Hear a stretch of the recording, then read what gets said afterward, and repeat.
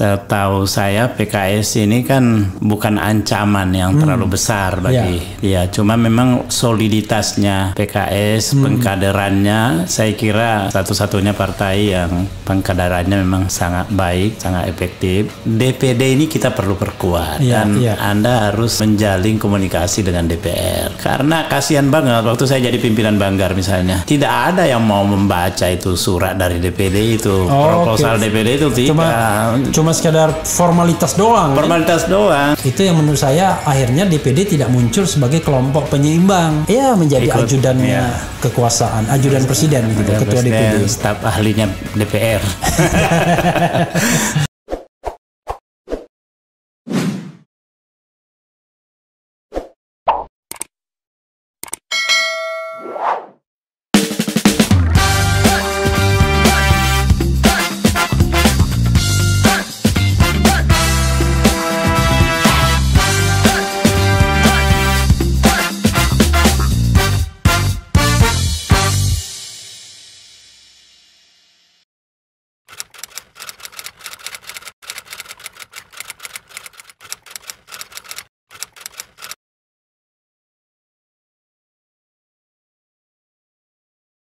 Assalamualaikum warahmatullahi wabarakatuh, sobat RH sekalian.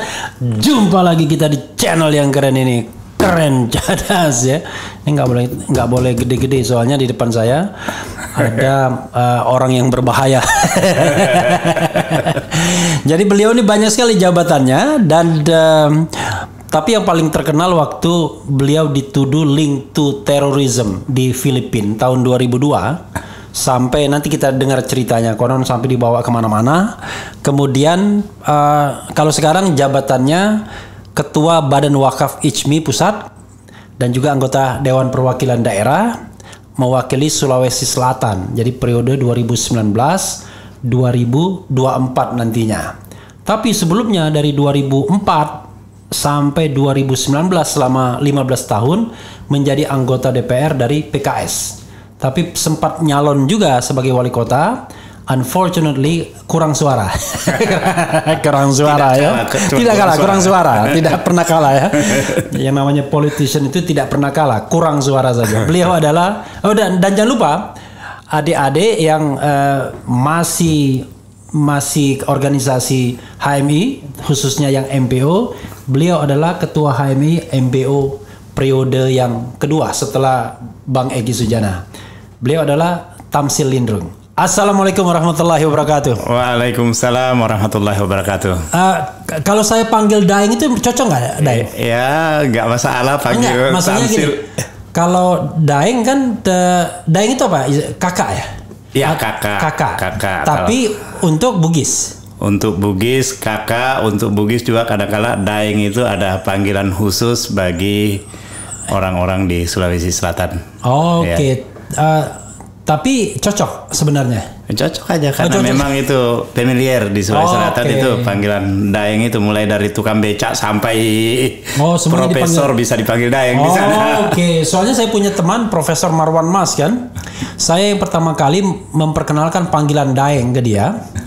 Semua orang akhirnya panggil Daeng Marwan.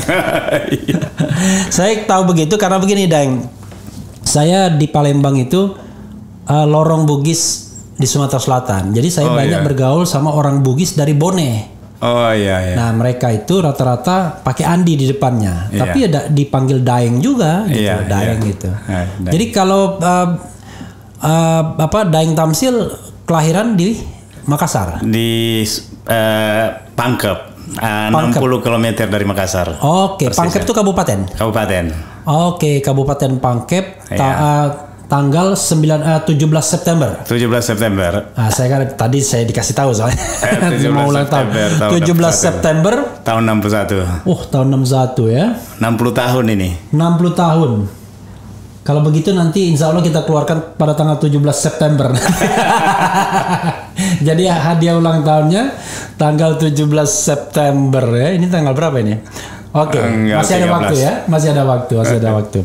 Daeng, di Refli Harun Channel ini kita podcast ya. Jadi tidak hanya soal isu politik tapi juga hal-hal yang personal sifatnya. Nah, saya ingin kok akhirnya Daeng ke Dewan Perwakilan Daerah setelah 3 periode di DPR. Orang bilang ngapain ke DPD, kan nggak ada powernya. Oke, Daeng. Saya waktu itu berharap adik-adik yang di DPRD tingkat 2, tingkat 1 bisa bergeser ke pusat, sehingga saya yang harus bergeser ke DPD. Suara oke ya? Ya. Jadi supaya ada regenerasi. Jadi itu aja sebenarnya intinya. Meskipun salah perhitungan karena teman yang menggantikan saya itu tidak terpilih. Jadi kehilangan 1 kursi PKS di daerah pemilihan yang tempat saya. Meskipun sebelumnya saya di daerah pemilihan yang di 3 tempat berbeda-beda selama. Sulsel berapa, Daeng?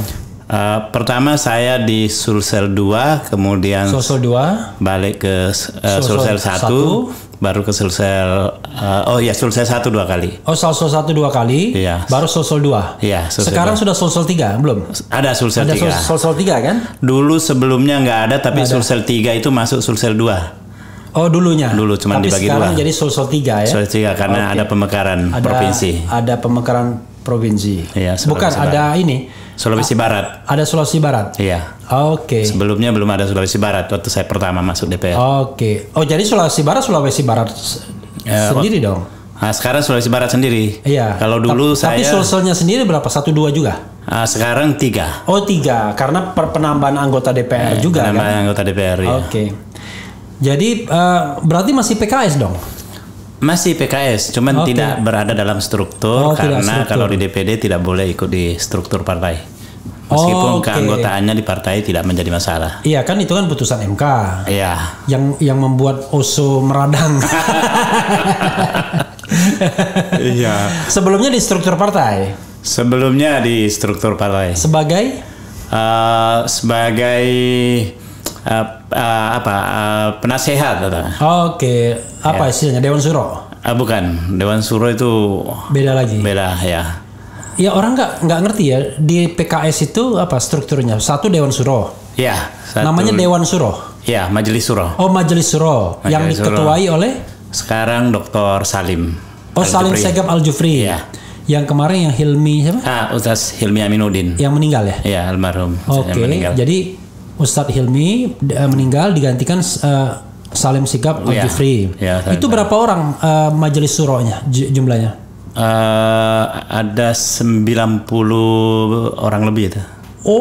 Dan mereka itu yang menentukan ketua umum? Iya, itu di situ pemilihan. Makanya nggak pernah ribut? Nggak pernah ribut. Sementara 90 orang terdiri dari apa aja? Dari siapa saja? Maksudnya dari ada utusan-utusan dari wilayah seluruh provinsi. Seluruh provinsi. Karena ada majelis suronya juga di provinsi. Jadi majelis suro provinsi ex officio menjadi majelis suro nasional. Yang pimpinannya jadi pimpinannya aja. Struktur ini sepertinya yang ditiru oleh Mas Sumi ya, Mas Suminya Ahmad Yani. Begitu. Saya belum. Karena dia pakai majelis suro juga. Jumlahnya 45, separuhnya. Separuhnya ya. 45 tahun 45 kan? Tahun 45 ketuanya Abdullah Heha Mahua. Iya. Nah, Daeng tidak masuk yang 90 itu. Enggak masuk. Sebelumnya, tapi masuk di jadi ada satu struktur yang membina ini kewilayahan itu.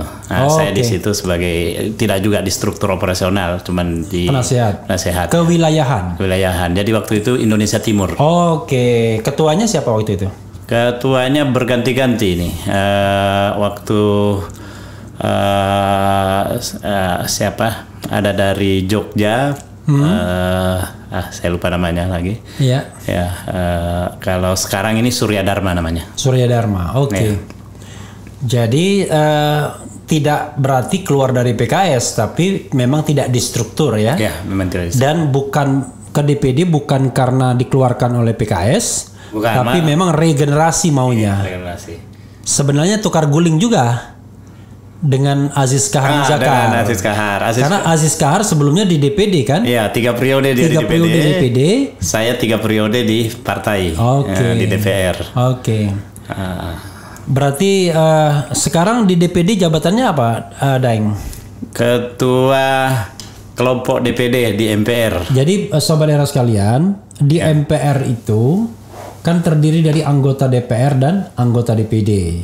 Nah, anggota DPR itu kan terbagi menjadi fraksi-fraksi. Ada 9 fraksi. Mulai dari fraksi terbesar PDIP sampai fraksi terkecil P3. Nah, selain 9 fraksi itu ada kelompok DPD secara keseluruhan. Yang jumlahnya 136 orang. Iya, lebih besar dari seluruh fraksi di MPR, karena yang paling besar itu sebenarnya PDIP dengan 128 kursi. 128 ya. Kendati demikian, ya tetap saja dianggap satu. Oke. Jadi ketua kelompok ya. Itu untuk kelompok DPD, tapi untuk di MPR sendiri ada jabatan. Di MPR salah seorang pimpinan badan pengkajian. Badan pengkajian MPR ketuanya siapa? Ketuanya Pak Jarod. Jarod Saiful Hidayat dari PDIP. Dari PDIP. Karena Jarod gagal juga di pemilihan gubernur. Jadi untung masih mendapatkan kursi. Kayaknya dari Sumatera Utara dia kan? Sumatera Utara. Jadi dari Blitar lempar ke DKI.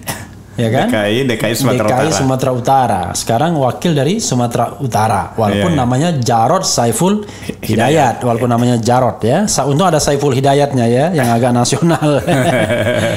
Jadi kemudian Daeng, saya ingin mulai dari isu yang soal Filipina itu. Karena disitulah nama Tamsil Lindrung itu ngetop sekali.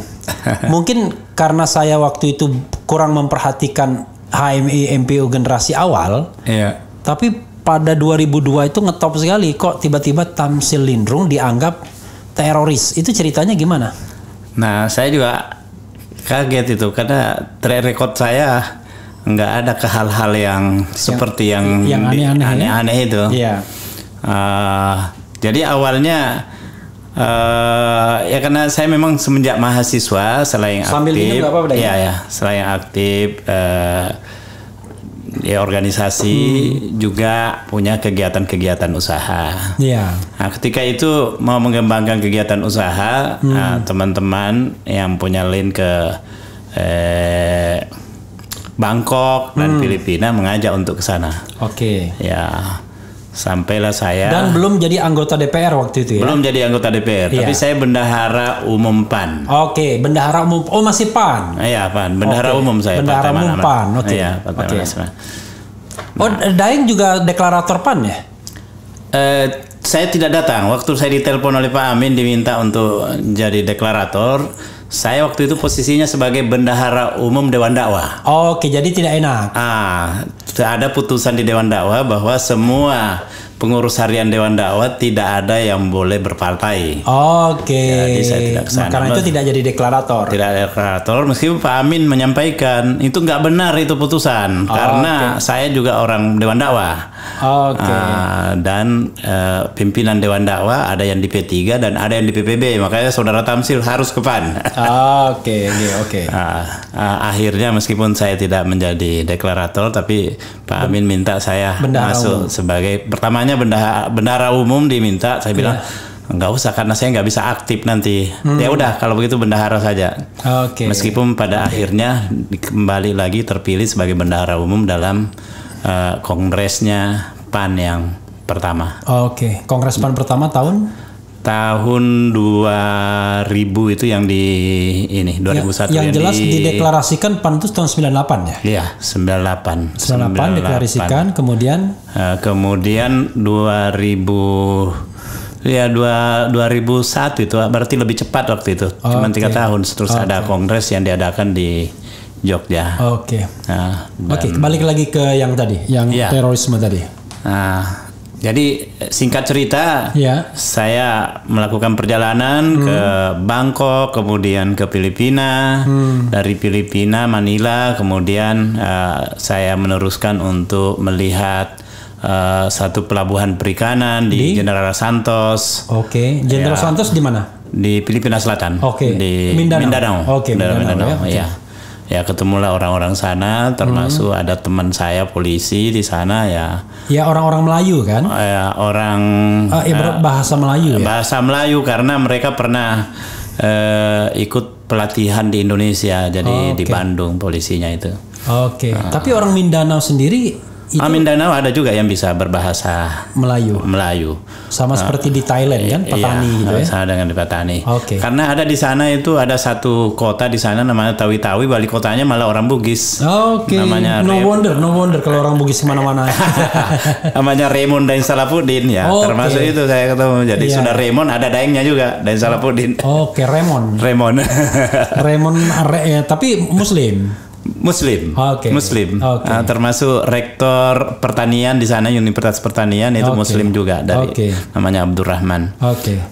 Nah, saya bertemu dengan mereka, nggak ada masalah. Pulang, saya sudah mau balik kembali ke hotel yang di Manila, ambil barang-barang, siap-siap untuk pulang.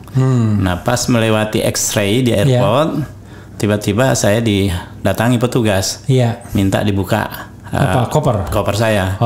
Ada sesuatu yang dia bilang mencurigakan. Nah, saya buka, langsung dia masukkan tangannya dan saya perhatikan dia masukkan tangannya itu. Lalu dia kasih keluar dari tangannya, ini punya siapa? Saya bilang, this is your. Dan dia menyebut bahwa saya punya barang itu. Akhirnya saya langsung dibawa pergi. Jadi satu malam itu dibawa pergi. Pergi ke mana? Waktu itu nggak ditahu kemana itu. Yang jelas naik kendaraan. Tapi nggak ditutup mata? Nggak ditutup, cuma kendaraan itu tertutup. Nggak bisa melihat apa-apa. Nggak bisa melihat keluar karena kayaknya kendaraan khusus. Nggak bisa melihat keluar dan memang sudah malam. Jadi setelah sampai di satu tempat diinterogasi. Di suatu tempat itu gedung gitu? Gedung. Kosong. Kedengar ada suara di sebelahnya itu kayak orang disiksa. Allahu Akbar. Jadi kayaknya diteror ini. Jadi besoknya saya sempat mengambil HP saya. Ada polisi yang baik sama saya karena. Malam itu kan diinterogasi. Ya, setelah diinterogasi diapain? Pokoknya satu malam itu diinterogasi. Sampai jam berapa kira-kira? Sampai pagi masih terus sampai pagi, nggak sempat tidur. Ini nggak ada jam tangan, sudah nggak ada lagi? Saya ada jam tangan, ada. Tapi diinterogasi sampai pagi. Jam tangan saya sempat dilihat. Waduh, jam tangan kamu mahal nih. Ini asli apa bukan? Terus dia tanya-tanya lah tentang aktivitas-aktivitas di Indonesia. Di situ kemudian saya diberitahu seorang polisi perempuan. Dia kasihan melihat saya karena setelah mendengar interogasinya itu pasti kamu bukan orang yang bersalah. Bukan. Terus dia beritahukan saya bahwa ada nota dari Jakarta. Jadi sepertinya ini Anda adalah orderan elit politik di Indonesia. Dia berita seperti itu. Akhirnya saya copy itu, saya kirim ke teman-teman wartawan di. Copy apanya? Surat itu. Ada. Notanya kelihatan. Ada. Nota bunyinya apa? Kalau diterjemahkan di ini apa namanya ini? Jadi order orang ini berbahaya untuk di Indonesia. Jadi saya berbahaya di Indonesia, tapi saya ditangkap di Filipina. Makanya waktu itu ada tuduhan bahwa ini BIN yang punya kerjaan. Tahun 2002. 2002 itu presidennya Megawati dong. Megawati. Iya, 2002 kan? Karena 2001. Saya tempat teleponan dengan Pak Taufik Kemas karena saya dekat dengan beliau. Kalau 2002 berarti kabinnya Hendro Priyono. Pak Hendro juga saya kontak. Saya pulang dikirimi saya kacang edamame. Lalu ada gitu. Lalu gimana? Nah, saya diberitahu bahwa ada intel yang datang dari BIN di sini, namanya Bom Suryanto. Ya udah nggak apa-apa, kita sebut aja namanya. Iya, namanya sudah berlalu kan? Sudah berlalu. Bom Suryanto. Dan itu yang membawa ini order ini. Jadi order ini hand in hand ya, dari tangan ke tangan, bukan. Mungkin untuk menguatkan barangkali, saya nggak tahu persisnya. Mungkin order emailnya sudah ada. Emailnya sudah ada, cuman ini, saya mendengar kebetulan ada juga polisi yang datang dari Jakarta. Jadi Intelcam itu kan. Nah, dia juga memberitahukan saya bahwa ini bukan murni kerjaan orang sini nih. Ini ada orang dari Jakarta ini yang terlibat menyampaikan kepada saya itu. Saya tempat telepon-teleponan lah, banyak orang di sini, wartawan apa itu, sehingga sepertinya polisi di sana itu memang memberi ruang kepada saya untuk berkomunikasi ke Indonesia. Yang sebenarnya kan kalau orang yang ditangkap itu nggak boleh. Bahkan saya diperlakukan dengan baik setelah itu. Setelah interogasi, besoknya saya diperlakukan dengan baik, dan apalagi kedutaan juga sudah datang. Ya sudah tahu. Tadinya kedutaan gara-gara jam tangannya asli tadi mungkin. Mungkin itu asli. Yang kedua, handphone saya dibuka. Wah, ini di handphone kamu ini semua nama pejabat ada. Namanya Gus Dur ada di handphone saya, Taufik Kemas ada, namanya Amin Rais. Kalau begitu saya masukkan semua nih nama pejabat di sini. Nah, ada satu teman. Buka handphonenya, semua nama artis ada. Akhirnya polisinya bertanya ke dia, wah ini perlu kita berteman ini. Satu-satu kalau saya ke Indonesia kenalin artis ini. Dan saya tidak tanya artis siapa aja itu. Nggak usah tanya kalau itu. Karena soalnya bukan apa, saya nggak mau tanya lagi karena itu 2002. 2002 udah tua. Sudah 19 tahun yang lalu. 19 tahun yang lalu, jadi kira-kira sudah lebih 40 sekarang. Lalu gimana? Udah dia sampaikan gitu, bahkan saya itu statusnya tahanan, tetapi saya selalu dikawal pergi makan di restoran besar. Cuma ya jadi orang. Tapi yang bayar Daeng kan? Saya yang bayar, cuman orang ini kayaknya ngeliatin kayak apa raja minyak ini kok dikawal, orang makan ada yang bawa senjata banyak di luar. Jadi pengawalnya itu pengawal lengkap gitu ya? Pengawal lengkap. Senjatanya di kiri kanan, di lutut, laras panjang ada dia bawa. Karena itu perotapnya harus begitu. Tapi orang mikir raja minyak mungkin ya. Mikir raja minyak. Saya baru Pak Yusril, dia bilang baru aja Pak Yusril bisa keluar dari restoran ini. Akhirnya saya telepon, saya habis makan di situ. Waktu itu Yusril pejabat dia, Menkumham mungkin. Kayaknya sudah pejabat ya. Iya, Menkumdang karena dia di Megawati kan juga kalau nggak salah gitu. Menteri Hukum. Mensesnek dia kan. Enggak, dia Menkumdang kayaknya. Menkumdang. Atau Menkumham lah. Yusril itu karena dulu kalau Mensesneknya zaman Mega kan Bambang Kesowo. Bambang Kesowo. Lalu kemudian itu berapa hari akhirnya? Dari ditangkap, interogasi sampai paginya, lalu sampai kemudian bebas berapa hari? Itu cukup lama, 30-an hari saya. Tapi selebihnya itu saya sudah dikeluarkan dan tinggal di rumah dubes, tapi belum bisa keluar. Terus tiba-tiba. Jadi sebentar, sebelum di rumah dubes ditempatkan di ini semacam mabesnya itu di mabesnya sana. Di sana ya. Jadi mabes. Kayaknya rutan mabes. Mabes Polpin. Mabes Polisi Filipina. Polisi Filipina, Itu berapa hari dari mulai ditangkap? Ada 20-an hari. Ada 20-an hari. Dan tapi bisa keluar. Saya bisa keluar. Tapi ada beberapa tahanan di situ ya nggak boleh sama sekali. Bahkan ada tahanan yang orang Indonesia juga. Itu dirantai tuh kakinya apanya itu. Allahu Akbar. Jadi lalu bisa bebas, akhirnya bisa balik ke dubes lalu ke Indonesia? Karena saya ini tetap melalui proses pengadilan. Dan di pengadilan itu saya didatangkan di situ dan diminta untuk ditanya apakah oleh hakim apa benar bahwa ada orang yang memasukkan barang di tas Anda ketika itu. Saya bilang iya. Terus dia bertanya, Anda kenal? Saya tidak kenal, tapi kalau saya lihat orangnya saya bisa tahu siapa yang mana orangnya. Akhirnya saya disuruh balik ke belakang melihat, coba lihat orang-orang yang ada di belakang ini, apa ada di antara itu. Saya lihat dia, saya tunjuk ada. Ada orangnya di situ. Iya. Karena rupanya petugas airport itu didatangkan siapa yang bertugas pada hari saya lewat itu. Oke. Nah ini yang bertugas di X-ray ini. Oke. Ya, terus dia ditanya, siapa Anda? Dia perkenalkan dirinya, tanya apakah Anda bertugas pada saat itu? Iya. Ya sudah selesai. Dan dia ngaku?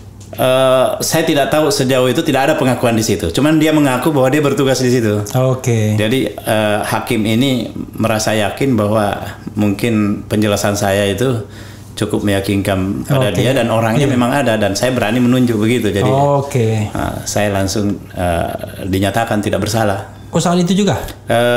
Setelahnya. Besoknya kalau tidak salah itu. Oh cepat sekali ya sistemnya. Cepat prosesnya, cepat sekali prosesnya. Nah, tapi saya masih tetap di ini karena masih ada 2 teman saya kan. Iya. Kan saya bertiga. Nah, kemudian teman saya yang satunya Jamal Bapas juga dinyatakan bebas. Yang satu lagi itu yang ditahan. Sampai? Agak lama itu. Sampai berapa? 10 tahunan. Baru bebas ini dijemput sama Bin di sini. Siapa? Pak Agus Dwi Karna. Agus Dwi Karna. Agus Dwi Karna. Siapa ya Agus Dwi Karna? Kok pernah dengar suaranya? Pernah. Beda ya, itu Agus apa gitu. Oke. Itu agak lama ditahan. Kenapa karena dia memang di handphonenya banyak nomor-nomor telepon yang mencurigakan. Makanya ada orang yang bilang bahwa sebenarnya yang ditarget memang barangkali dia waktu itu. Terus yang kedua dia pernah masuk Filipina dan tidak tercatat. Dianggap bahwa tidak menggunakan identitas asli. Jadi saya memang pernah mengurus ini mengekspor jagung ke Mindanao. Iya. Nah itu ketika bersama Pak Adi Sasono dulu, saya kan pernah ngurus perkebunan jagung di Sulawesi Selatan, kemudian kita ekspor ke Filipina. Nah Agus ini salah satunya yang mengurus itu. Nah disinyalir dia diminta membuktikan paspor ketika dia masuk Filipina, ya kan sudah tidak ada paspornya. Karena sudah sekian tahun sebelumnya, sudah lebih 10 tahun. Alasannya kenapa dia tidak mau menggunakan identitas yang benar? Itu tuduhan aja yang sebenarnya nggak berdasar di kepolisian sana itu. Tapi tuduhan yang banyak ini karena ini orang banyak memimpin organisasi-organisasi yang dianggap berbahaya di Indonesia. Misalnya dia memimpin kelompok penegakan syariat Islam di Sulawesi Selatan. Pantas saja. Itu sebenarnya yang ininya, dan pernah memimpin rombongan demo di airport sampai wakil presiden tidak bisa lewat. Wakil Presiden Hamzah Has, iya. Wakil Presidennya Mega berarti. Wakil Presiden Mega ya. Hamzah Has.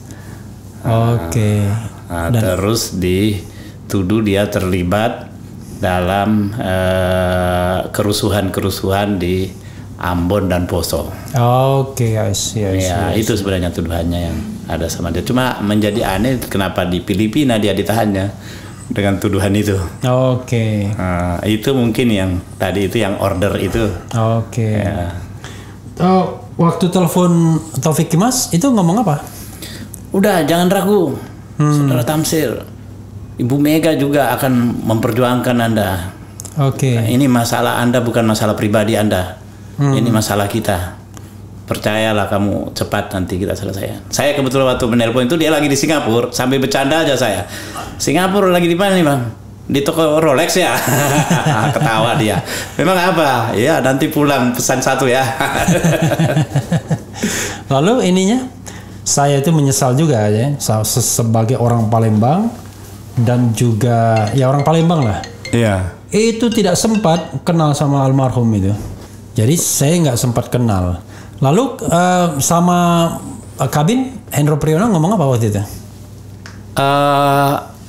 Dia membantah aja, dia bilang bukan saya. Saya bilang saya tidak tunggu Pak Hendro kan saya kenal, saya nggak pernah nuduh Pak Hendro. Cuma orang sana bilang kalau Pak Hendro mau membebaskan Anda, maka seketiga juga kita bisa bebaskan Anda. Oh, I see. Tetapi itu tadi yang saya diberitahukan ada orang BIN yang ke sana. Meskipun belakangan saya mendapat penjelasan bahwa orang BIN yang ke sana itu sebenarnya tugasnya bukan ke sana. Dia kemana untuk mempersiapkan kunjungan Bu Mega. Tapi dia transit ke situ. Oke. Jadi dia sebenarnya ya tugas BIN. Ya itulah tugas yang sesungguhnya malah. Iya. Ada lagi bagian ini, Daeng, yang mau dijelaskan soal ini? Ya, itu ada juga keterlibatan kedutaan Libya. Oke. Karena kedutaan Libya lah yang sangat aktif mengurus pembebasan saya di sana. Kok bisa?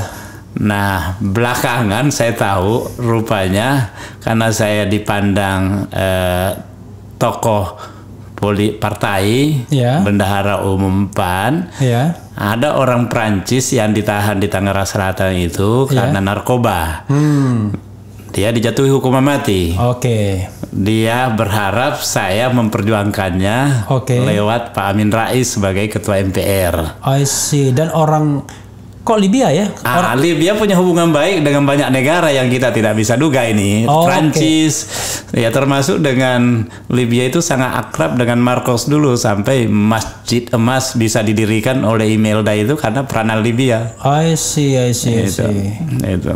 Dulu Libya ya Muammar Gaddafi tinggalnya di tenda-tenda aja, tapi kekayaannya luar biasa. Dan rakyatnya nggak ada yang miskin. Iya, jadi semua disuplai. Sekarang miskin mungkin. Oh, sekarang miskin banget. Jadi, Libya itu sebenarnya Prancis. Tapi cerita yang itu nggak ini. Enggak, belakangan baru saya tahu itu. Itu Salim Adam itu namanya dubesnya itu. Dia sangat aktif. Bahkan sempat marah sama dubes kita sampai dubes kita tersinggung. Dubes kita siapa? Dubes kita Angkatan Laut ini, tentara. Marah betul, tersinggung gitu karena dia dianggap bahwa warga negaranya dia lalaikan, dia abai mengurus sampai bisa ditahan apa segala macam. Jadi dia mengkritik dubes kita. Iya, ada lagi dong ini. Itu ya. Iya. Nah, jadi gini, yang kedua ini soal pilihan politik PKS. Jadi kan PKS ini ngeri-ngeri sedap, ya kan? Saya sih belum pernah mengundang orang PKS ke sini secara langsung, tapi kan saya kira Daeng juga representatif ya kalau ngomong soal PKS. Kan PKS ini sering dianggap sebagai the common enemy, musuh bersama ya. Ya kan? Wah, apalagi zaman sekarang. Ya, saya mau frankly speaking, pada era sekarang ini terkesan ada fobia dengan politik kanan kan? Iya. Tengah kanan, dan saya kira Daeng kan orang yang sangat terlibat kalau HMI, MPO, kemudian PAN, kemudian PKS, pastilah Daeng familiar soal ini. Sebenarnya kenapa PKS selalu dijadikan the common enemy kesannya? Sampai terakhir wakil gubernur DKI pun tak dikasih. Iya. Padahal kan PKS bukan partai besar juga. Kemarin cuma nomor 3 dari bawah. Dari yang lolos parliamentary threshold kan dia cuma di atas PAN. Di atas PAN, di bawah dan di atas P3, di bawah Demokrat. Dia cuma urutan ke-7 dari 9 partai politik. Bukan partai besar, tapi kesannya dia sangat dijadikan the common enemy. Bahkan orang-orang kalau dalam media sosial itu PKS itu waduh selalu link macam-macam lah. Gimana? Iya, itu juga menjadi pertanyaan bagi kita karena setahu saya PKS ini kan bukan ancaman yang terlalu besar bagi dia. Cuma memang soliditasnya PKS, pengkaderannya, saya kira satu-satunya partai yang pengkaderannya memang sangat baik, sangat efektif. Kalau tidak ada permasalahan yang dihadapi dulu oleh Pak Lutfi sebagai presiden PKS, saya kira Lutfi Hasan Ishak, saya kira memang PKS ini akan kan sekarang kan turun sebenarnya perolehan kursinya tinggal 50. Sebelumnya berapa? Sebelumnya pernah 56. Oke. Iya. Yang the top one-nya 56 ya? Ya, 56 Oke. pernah. Dan Jangan lupa 56 dan sekarang 50 tapi kursi DPR nambah. Kursi DPR-nya nambah 575 sekarang kan? Artinya penurunannya cukup signifikan. Cukup signifikan penurunannya kan? Karena kalau melihat awalnya 500, 550, 575 sekarang. Cuman kalau perolehan suaranya malah naik sekarang dibandingkan sebelumnya, tapi perolehan kursinya yang turun memang. Tapi jumlah pemilihnya kan bertambah. Maksudnya jumlah pemilihnya bertambah. Jumlah pemilih yang registered votersnya bertambah kan? Iya, bertambah. Oke. Memang bertambah. Tapi sebenarnya kalau mau jujur, PKS ya begitu-begitu aja ya. Iya. Artinya turun juga enggak, naik juga ya enggak juga bisa. Naik juga. Jadi menengah aja. Ya. Iya. Tapi stabil maksudnya, stabil. Stabil. Partai yang stabil enggak dan seperti Demokrat atau PAN yang fluktuasinya sangat tinggi. Ini enggak dia. Ya, dia seperti Golkar sama PDIP lah, tapi kalau Golkar PDIP papan atas. Iya. Dia papan tengahnya stabil di papan tengah. Jadi karena tapi belum dijawab kenapa kok seperti the common enemy. Orang takut apa PKS bikin syariat Islam atau gimana? Padahal di PKS nggak pernah mengangkat isu-isu syariat Islam misalnya. Iya. Bahkan tema-tema yang umum itu yang paling banyak dibicarakan di sana itu. Memang perjuangan keislaman tidak bisa sebagai warna ya. Sebagai warna Karena kalau kita garis bawahi omongan Hasto, itu kan terang-terangan dia bilang kami tidak mau kerjasama dengan PKS karena beda haluan, ya kan? Saya menduga dulu itu saya pernah diberitahu almarhum Pak Taufik Kemas. Bahwa ibu ini punya catatan tentang PKS. Oke. Nah, dia pernah beritahu saya seperti itu. Apakah masih itu yang tetap? Mau diceritakan? Nah, waktu ada demonstrasi yang besar di Jakarta, asal bukan Mega, ABM. Waktu mau pilihan presiden itu. Waktu 2004 berarti? Iya. Itu disinyalir bahwa PKS di belakangnya. Saya kira bukan 2004. Masih Pak Habibie waktu itu. Berarti 99. Iya, 99 itu. Waktu itu Partai Keadilan berarti. Iya. Partai Keadilan. Partai Keadilan. Nah, itu dia beritahu saya. Nah, makanya waktu mau diganti Gus Dur, mau naik Kambu Mega. Saya dipanggil, ini tolong dong Partai Keadilan. Dipanggil Pak Taufik Kemas. Pak Taufik Kemas. Saya bertemu ada Pak Kuyanggi juga di Hotel Mandarin. Saya ingat waktu itu. Ada beberapa yang lain. Saya diminta untuk mengaturkan pertemuan dengan tokoh-tokoh PKS, tokoh-tokoh Dewan Dakwah, dan menjamin bahwa ini kalau Gus Dur diganti, maka betul-betul Bu Mega naik dan tidak diganggu. Nah, saya waktu itu pertemukanlah. Kebetulan saya. Itu waktu itu yang mau menurunkan Gus Dur ya? Iya. Waktu mau menurunkan Gus Dur. Jadi kita kan dulu bikin poros tengah. Poros tengah tahun 99. Tapi poros tengah juga yang menggusur Gus Dur. Poros tengah juga. Gitu. Nah, tapi saya beranggapan bahwa sebenarnya ini sudah selesai.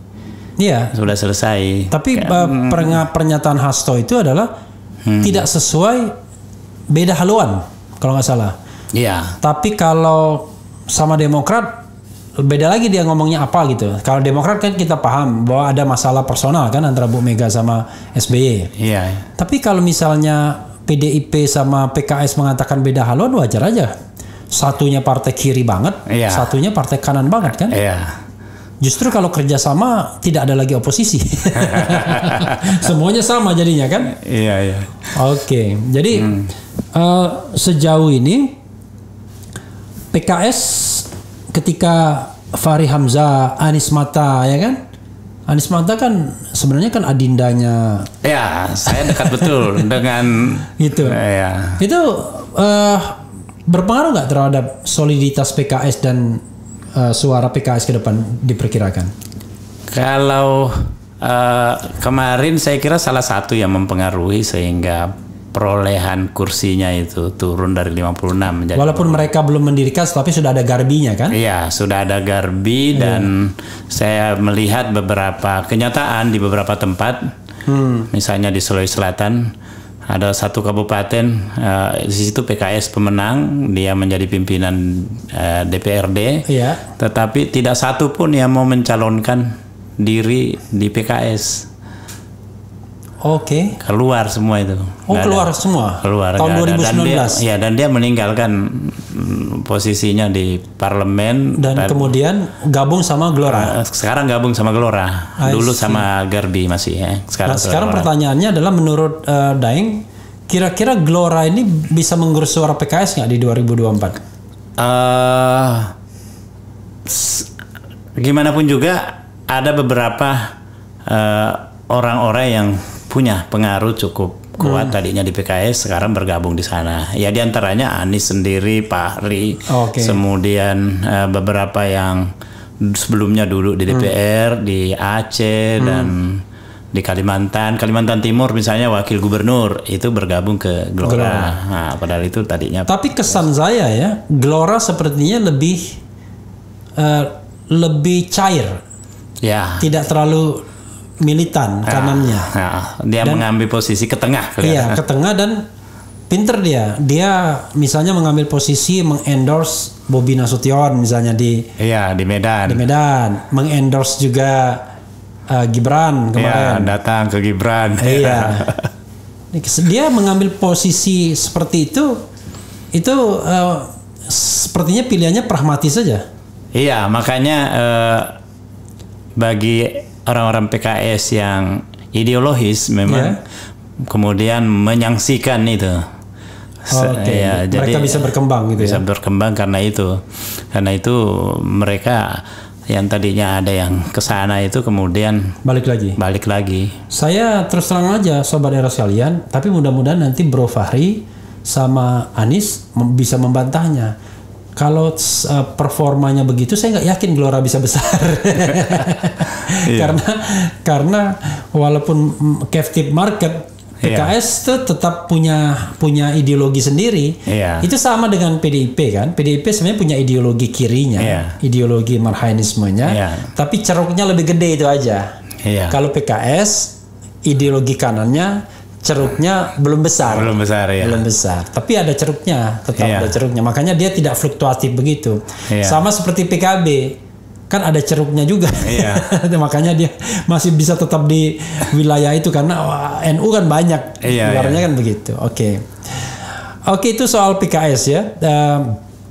Lalu sekarang ini ketika ke DPD itu mau nyari apa?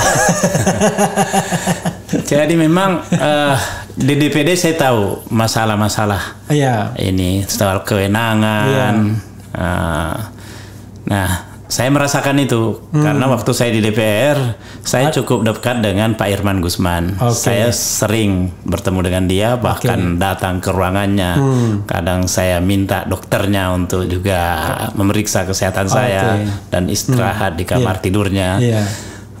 Di situ saya menyampaikan bahwa DPD ini kita perlu perkuat dan Anda harus menjalin komunikasi dengan DPR, terutama dengan partai-partai, pimpinan partai. Tetapi saya kira di PKS mendukung kalau ada keinginan untuk penguatan kelembagaan ini, DPD ini, karena kasihan banget waktu saya jadi pimpinan Banggar misalnya, itu tidak ada yang mau membaca itu surat dari DPD itu, proposal DPD itu tidak. Cuma sekedar formalitas doang. Formalitas doang, jadi memperhatikan masukan DPD. Padahal nggak dibaca. Enggak, covernya ada amplopnya aja dilihat itu udah nomor suratnya sama ininya udah selesai. Saya udah tahu pasti begitu. Semua pertimbangan DPD nggak dibaca sama DPR. Nggak dibaca. Saya pernah membaca. Waduh, bagus sekali ini, saya bilang ini mestinya ini kita akomodir ini masukan-masukan ini. Ya karena mereka itu membuat pertimbangan itu sering melibatkan ahli. Dan pertama melibatkan ahli. Yang kedua mereka less politik. Jadi pertimbangan-pertimbangan itu jauh lebih rasional. Jadi tidak misalnya deviasinya tinggi, Iya. gitu. Yang saya rasakan seperti itu, makanya saya bilang ini ada sesuatu ini yang kita perlu benahi di sana ini. Jadi di samping saya ingin melakukan supaya ada kaderisasi di PKS, saya ini sudah 3 periode, masa terus-menerus di situ. Iya. Nah, saya pindah ke sini, tapi saya mencarikan figur yang lain yang bisa menggantikan saya. Orangnya sangat bagus dan figuritasnya sangat menarik, dukungannya juga real, cuma saya nggak tahu bagaimana, selisih sedikit, tidak terpilih dia. Oh, sedikit aja ya? Sedikit saja. Oh, jadi dia di kursi keberapa? Di kursi terakhir, karena dia berebut Berapa dengan satu kursi terakhirnya itu, berapa kursi? Dari 8 kursi, 9 kursi? dari 8 kursi ya. 8 kursi. Jadi Iya. dia berebut kursi 8 Kursi itu. 8. Ada pendatang baru dari PKB. PKB selama ini tidak pernah dapat di situ. PKS nggak dapat juga akhirnya sama sekali. Akhirnya tidak dapat di situ. Karena memang rata-rata satu partai satu saja. Sulsel satu. Sulsel Sulsel satu. Sulsel satu. Ya, Sulsel satu. Oke. Sulsel satu. Tapi Kahar Muzakar masih di sana. Apa sih namanya? Abdul apa? Aziz Kahar Muzakar masih di PKS. Dia di PAN dia, tapi tidak terpilih kemarin. Kan sebelumnya dia di DPD. Iya, tapi Dia maksudnya DPD dengan suara yang jutaan. Iya. Tetapi begitu pindah di partai, enggak, maksudnya tadi kan Daeng bilang dia yang menggantikan Daeng. dia pindah ke partai, saya pindah ke DPD. Pindah partai tapi bukan ke PKS, dia ke PAN. Tapi Daeng menganggap ya, karena saya aspirasi dekat, yang sama. Iya, karena memang saya dekat dengan dia, saya sama-sama. Oke.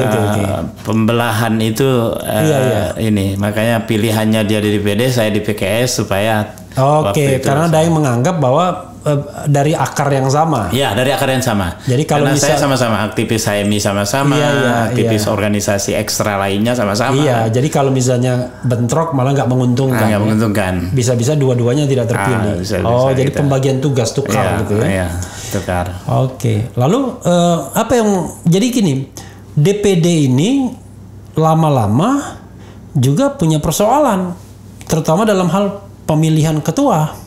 Iya. Sekarang kayaknya sudah pakai transaksi pasar gelap nih. Konon kemarin ada yang bilang seperti itu, tapi ya memang diawali dengan tatip yang sangat tidak demokratis sebenarnya. Tidak membuat orang punya potensi itu bisa terpilih ya. Iya. Waktu itu pemilihan ketuanya apa? Indonesia Barat, Indonesia Timur.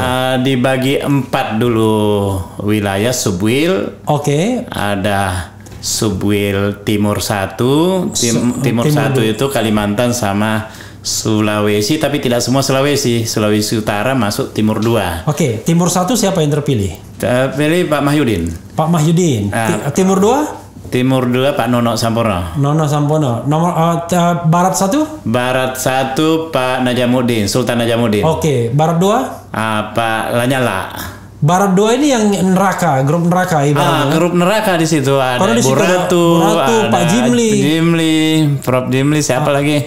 Jadi 3 itulah paling ini. Yang jelas kan ini kan Ada Nawardi iya, tadinya. Barat 2 ini kan berarti kan Jawa semuanya ini ya.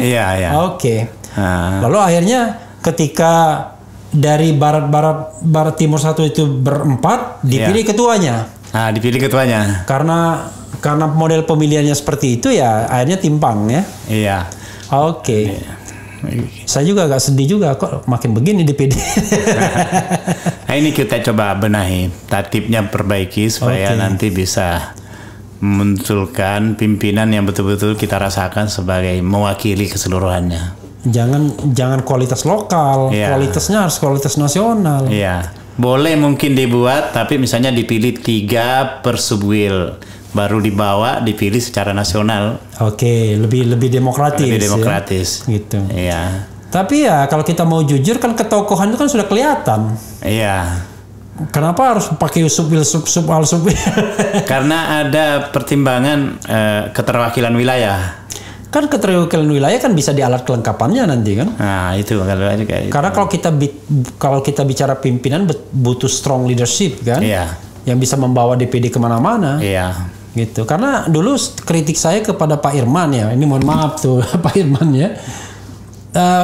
DPD ini anak manis terhadap kekuasaan. Padahal justru harga DPD itu adalah ketika dia berani bersikap dengan kekuasaan. Itu betul. Ini nggak ada. Jadi bahkan ya cuma ngikutin kunjungan-kunjungan presiden saja. Iya.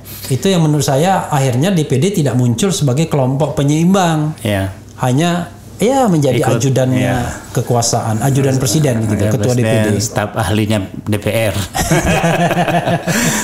Tapi sekarang agak lain. Agak lain ya. Iya, jadi tidak menyangka juga, misalnya Pak Nyala itu tegas itu bahwa banyak hal yang tidak cocok dengan pemerintah ini. Dia menyikapinya dengan tegas. Ya, saya berharap begitu. Ya. Jadi DPD itu ngapain ngikut pemerintah? Iya. Kan dia kan pengawas. Iya. Kalau dia ngikut pemerintah nggak punya harga dia. Iya. Harganya itu justru di ketegasannya. Oke lah, kita lihat karena setelah pandemi ini saya baru melihat kiprah DPD ini ya kira-kira tahun 2021 ini lagi aja. Iya. Menggeliat. Jadi sepertinya 2020 orang shock semua. Di awal 2021 nggak ada aktivitas apa-apa. Saya sendiri bingung.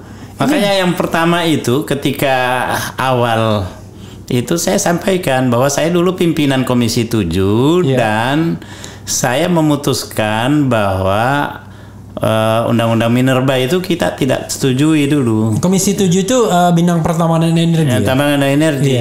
Dan saya berkoordinasi dengan Menteri Jonan. Menteri Jonan juga setuju, jangan dibahas ini Pak. Ini belum ada DIM dari Presiden dan kita tidak siap dengan waktu. Coba waktunya tinggal sebulan, mana partisipasi masyarakat bisa kita dapatkan dengan tiba-tiba itu barang carry over. Tiba-tiba carry over, berarti tidak mungkin bisa carry over mestinya. Karena DIM aja belum ada. DIM-nya aja belum ada. Tapi saya dengar waktu menjelang itu ada yang proses dibuat semua dilengkapi. Baru ketika ini menjadi carry over. Begitu diuji di MK nggak laku barang itu. Nggak laku sampai sekarang nggak. Dan saya termasuk orang yang mengajukan judicial review tapi tidak diterima karena legal standing. Legal standing. Kenapa nggak diterima? Karena saya anggota DPD sebagai pembuat undang-undang ya tidak bisa mengajukan itu. Padahal kalau Daeng bicara mengenai katakanlah sebuah proses yang tidak benar, ya harusnya terima dong, ya kan? Tapi saya dianggap tidak bisa membuktikan itu, karena dianggapnya bahwa yang resmi itu ada prosesnya. Saya kan pimpinan, salah seorang pimpinan, saya mimpin rapat, saya bilang. Tapi susah ya, saya juga mengkritik MK alat kekuasaan sih sekarang. Ya itu masalahnya. Apa-apalah. Prof. Saldiza, saya bilang tuh MK alat kekuasaan apa boleh buat lah, ya kan? Meskipun Prof. Saldi kita lihat bahwa dalam banyak hal dia dissenting opinion, termasuk yang terakhir kemarin presidential threshold, macam-macam lah. Tapi dan ini ketua DPD ini sangat mendukung untuk melakukan judicial review terhadap presidential threshold ini, mendorong 0%. Ya, tapi jangan hanya dukung-dukung terus, maju di inisiatif. Nah ini kalau kita mau ngambil inisiatif itu tadi, legal standingnya itu gimana? Enggak apa-apa. Jadi harus menggalang berbagai macam kelompok sipil. Civil society-nya. Iya, nanti kan banyak sekali. Wah, DPD mengajukan. Kan tergantung teknisnya itu. Nah udahlah, kita kalau gitu udah cocok lah jadi staf ahli jadi lawyernya gitu. Jadi harus banyak jurusan. Kelembagaan mainkan, ya kan, perorangan mainkan. Kita beranjak lagi ya dari DPD tadi. Saya malah tertarik untuk bicara mengenai aktivitas Daeng di luar DPD. Daeng deklarator kami juga dong. Oh iya, saya deklarator kami. Ya itu. Ya kan? Sampai lupa saya kan. Koalisi Aksi Menyelamatkan Indonesia. Dan masih aktif kan di sana? Masih aktif. Sebagai deklarator kami, Daeng posisinya di mana? Setelah deklarasi itu di bidang apa? Saya lupa ini di bidang apa ini yang sama Pak Bahtiar Hamzah. Ada yang umum kayaknya kalau ini. Oke, pokoknya jadi pokoknya ada yang sehari-harinya ya. Iya, ada di umum yang sering ya, diundang. Tapi ya sobat era sekalian, kami itu organisasi yang cair sekali. Iya, di sana banyak. Nggak bisa juga dibilang seperti DPD kan? Iya. Oke. Saya juga mau menyinggung-nyinggungnya, saya juga antara aktif dan tidak aktif ya kan? Iya. Oke. Kalau di ICMI itu ketua Badan Wakaf ya. Oke lah, saya nggak terlalu ingin untuk menyinggungnya. Nah, Daeng juga pernah menjadi wali kota Makassar, calon wali kota Makassar ya. Calon wali kota Makassar pada pemilihan sebelum pemilihan ini. Sebelum pemilihan ini, iya. Ada pemilihan sebelum. Bukan sebelum pemilihan ini. Pada pemilihan ini sebelumnya lagi. Iya. Jadi waktu Dani Pomanto menang pertama kali. Iya, itu Dani Pomanto pertama kali. Karena waktu periode kedua, Dani Pomanto kan didiskualifikasi. Iya, didiskualifikasi. Lawan kotak kosong kalah lawannya itu. Iya. Sehingga diulang lagi dan Dani Pomanto menang lagi. Oke. Tahun katakanlah itu barangkali tahun-tahun kira-kira 2012. 12 barangkali ya, 2012 ya. Itu waktu itu berapa 2012, calon? 6 calon. 6 calon. Iya. Saya 3 bulan sebelumnya baru menentukan maju karena waktu itu PKS menghadapi permasalahan. Apa? Presiden partai itu ditahan. Oke, Lutfi Hasan Ishak ya. Di Sulawesi itu dan di mana-mana kan PKS langsung turun. Nah, cara untuk menaikkan suaranya ini ya termasuk ini supaya bisa mempertahankan kursi, jadi mengambil momentum itu. Meskipun orang juga kaget karena waktunya singkat, tapi dari 6 calon itu ya di urutan ketiga. Urutan pertama Dani Pomanto. Yang kedua? Yang kedua adiknya Pak Sahrul Yassin Limpo. Daeng yang ketiga. Iya, yang ketiga. Tapi banyak juga dong biaya habis. Iya, saya punya wakil ini, orangnya ini, calon wakil ini sangat populis. Ya, mungkin pernah dengar Dasat Latif. Itu yang kampanye keliling. Saya malah nggak ada di sini. Saya ke Arab saya waktu itu. Saya hanya memenuhi administrasi. Setelah itu saya pergi umroh. Jadi Dasat Latif yang kemana-mana. Ya kemana-mana yang kampanye. Dia dosen kalau nggak salah ya. Dosen di Unhas dan dia dai yang populer. Populer juga. Bahkan sekarang tingkat nasional sudah ya. Tingkat nasional. Lucu juga orangnya itu. Dasar lah. Lucu orang. Jadi tapi banyak juga lah bayar pilkada uang keluar. Ya, pilkada kalau mau diikuti masyarakat juga karena ya betul-betul masyarakat ada yang pasang spanduk, siap dengan serangan pajar segala macam itu, dan itu kadang-kadang serius itu. Dimana pasang spanduk kami menerima serangan pajar, bukan lagi nggak malu-malu lagi dia. Nggak malu-malu lagi, ada juga yang seperti itu. Tapi kita memang ada pendukung yang kelihatannya pertama suara PKS itu. Itu stabil itu. Termasuk ke pemilihan wali kota itu basis-basis PKS, dan ini PKS ini memang luar biasa, tidak ada uang yang dikeluarkan. Kemudian tidak ada biaya untuk masang spanduk apa segala macam. Dia betul-betul spanduknya dikasih, dia pergi pasang. Ya memang militansi PKS tinggi ya, saya kira. Gitu, walaupun ada orang olok-olok PKS ini terdiri dari 2, fraksi keadilan sama fraksi kesejahteraan. Fraksi kesejahteraannya sudah lari sekarang kayaknya. Nggak tahu juga, Allah walang, sorry, maaf ya. Jadi kita ngomong soal pemerintahan sekarang ini. Saya kira ini kan, saya tidak tahu kan kalau misalnya Daeng ngomong apakah mewakili suara kami, suara DPD atau suara PKS, saya nggak ngerti. Menurut Daeng yang paling dominan kalau menilai pemerintahan, Daeng mewakili suara apa biasanya? Saya mendekatkan ketiga-tiganya karena ketiga-tiganya ini memang hampir sejalan ini. Oh, sejalan ya? Sejalan. PKS juga mendukung perjuangan untuk penguatan DPD. Oke. Kami juga seperti itu. Oke. DPD juga mendukung. Jadi tidak ada yang namanya kontradiksi ya? Tidak ada yang kontradiksi. Termasuk juga berhadapan dengan pemerintahan Presiden Jokowi tidak kontradiktif juga? Saya kira enggak, karena apa yang kita perjuangkan bersikap kritis terus kritis, ya? Karena itu kami tidak ada hambatan juga. Kami tidak pernah dipersoalkan dengan ini, baik oleh partai, baik oleh DPD maupun oleh pemerintah. Saya punya kenalan banyak juga di pemerintahan ya. Jalan cair aja hubungannya. Ya mungkin karena Daeng sudah banyak menanam kebaikan kepada mereka. Jadi secara personal mereka tidak mau protes, tapi institusinya diprotes melulu ya kan. Contohnya kami diprotes ya kan, bukan hanya diprotes, aktivisnya juga ditangkap ya kan.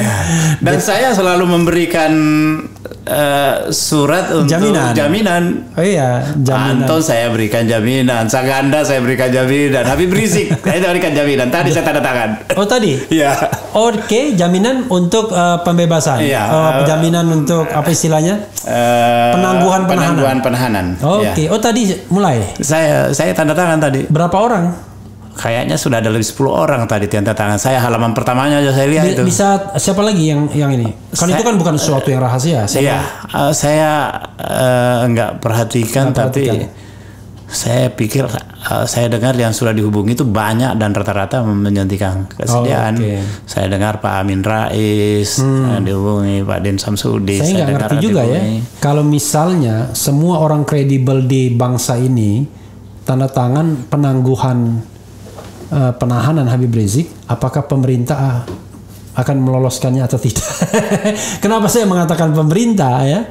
Ya udahlah, ini frankly speaking, kalau nggak ada gesture dari kekuasaan nggak mungkin lah, ya kan? Barang ini diputar dipiling-piling begini ya. Oh jadi sudah beredar itu ya? Sudah beredar. Iya. Jadi kalau diperlukan, sobat daerah sekalian, saya juga mau tanda tangan kalau diperlukan. Sepertinya ada tadi di situ namanya juga itu. Oh gitu. Ada, tapi di halaman pertama saya lihat tadi itu ada. Itu ada beberapa. Karena saya juga tanda tangan buat Saganda, tanda tangan buat siapa lagi? Anton tanda tangan. Kalau Jumhur kan udah bebas, udah ada penangguhan penahanan. Ada penangguhan penahanan. Daeng. Bagaimana Daeng melihat pemerintahan Presiden Jokowi ini? Wah, ini bagian yang ngeri-ngeri sedap nih. Saya kan sekarang ini ada kegiatan dengar pendapat masyarakat. Jadi setiap kali melalui DPD. Melalui DPD.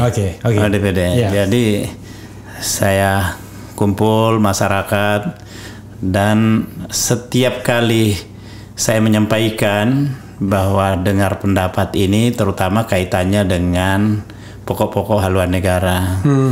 Tetapi respon mereka itu yang ditanyakan amandemen. Nah, saya pikir ya memang salah satu cara melakukan masukkan pokok-pokok haluan negara ini itu bisa lewat amandemen. Tapi bukan itu yang dia maksud, bahwa amandemen ini 3 periode. Yang 3 periode. Selalu kecurigaannya masyarakat rata-rata seperti itu. 3 periode atau perpanjangan masa jabatan 3 tahun. Karena pandemi ini. Karena pandemi. Dan mereka rata-rata sudah mendengar juga keterangan yang dirilis oleh KPU. Katanya bahwa KPU menyampaikan tidak ada pemilu serentak 2024, tapi akan diundur ke 2027. Berarti ini kelihatan betul ini bahwa ini yang bisa walaupun jadi. Walaupun belakangan KPU mengatakan ya itu kepala daerahnya. Kepala daerahnya. Tapi kalau kepala daerahnya mau diundur ya kenapa nggak dilakukan sekarang aja? Iya. Kan misalnya DKI kan habis 2022. Kenapa nggak 2022 pilkada aja? Iya. Masa diundur 2027? Enak bener yang 2022 nanti yang pengganti. Penggantinya itu gratis. 5 tahun. Iya kan gratis 5 tahun jadinya. Makanya confuse juga itu keterangannya kalau mengatakan begitu. Karena yang kita tahu yang paling berkepentingan untuk diperpanjang justru pusat. Kalau alasan pandemi. Dan itu kalau misalnya diperpanjang semua senang kecuali rakyat. Semua senang. Karena Presiden 3 tahun tambah, DPR 3 tahun, DPD dapat juga, DPRD dapat juga. Semua dapat. Iya. Bisa juga gubernur bupati dapat juga. Dapat juga. Yang paling rakyat sengsara. Enggak, gubernur bupati enggak. Oh, enggak. Karena gubernur bupati ada caretakernya. Iya. Jadi justru birokrat-birokrat yang dapat.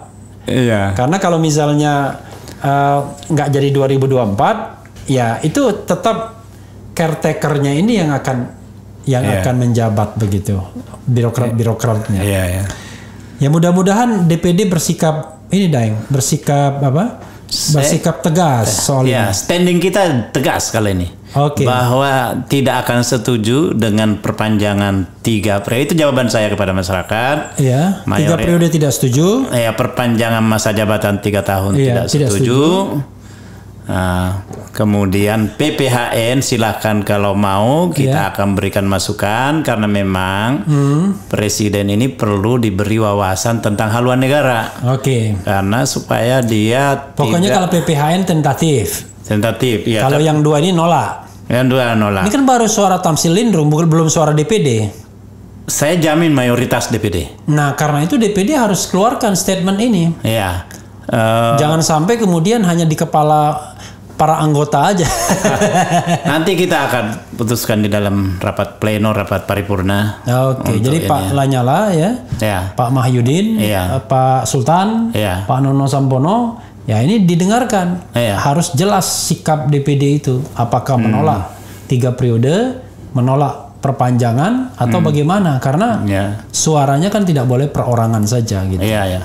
Kalau dengan ketua confirm, wakil ketua Pak Sultan Najamuddin saya sudah ketemu. Confirm juga. Pak Mahyudin juga confirm. Yang belum Pak Nono. Pak Nono saya belum bicarakan secara khusus tentang tapi ini. Kan suara DPD kan tidak hanya suara ketua, tapi suara paripurna kan? Iya, suara paripurna dan suara di mayoritas ini saya kira mencerminkan itu karena saya misalnya di pimpinan kelompok DPD itu satu suara di situ, kemudian saya juga ketua pansus program dan mekanisme kerja, itu juga terasa suara-suara itu seperti itu. Dan kita selalu ada grup dan berkomunikasi di situ. Jadi itu mayoritas menginginkan itu. Ya mudah-mudahan dengan adanya Daeng di DPD ini daya dorong DPD lebih kuat. Bisa lah. Karena terus terang saja, saya kan cinta DPD. Salah satu wujud cinta itu adalah mengkritik. Jadi kadang-kadang orang tuh bingung. Dikritik tuh bukan karena kita benci, karena kita cinta. Karena kita ingin DPD berperan kan.